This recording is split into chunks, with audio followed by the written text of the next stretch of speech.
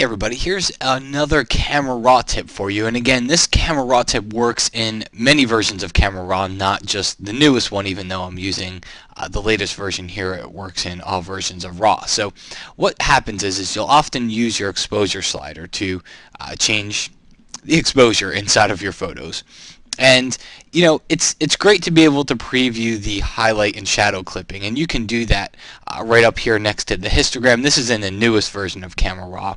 In the older versions of Camera Raw, you'll see two checkboxes in this invisible area up here because they're not here in this version, but you'll see shadow and highlight clipping warnings up here. Over here, there are these little invisible triangles that are really difficult to see.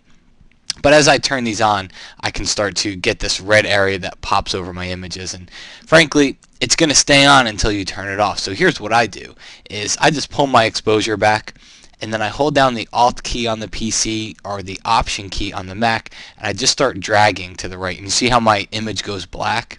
Well, the first things that start to appear are going to be my highlight clipping areas. Okay, so these are the areas that are blowing out. They're becoming all white, and the color is showing me what color channel that this is happening in. So originally it's happening in the red color channel, and as I get further it happens in other colors as well. So again, that keyboard shortcut is the Alt key. So I would see that, and then I would pull back until I don't see it anymore.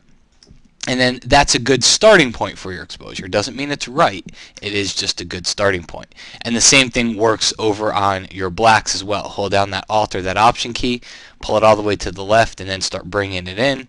And at the point where you're okay, then you can just let go and it brings you right back. So it's a quick way to toggle between those clipping warnings without actually turning them on up top.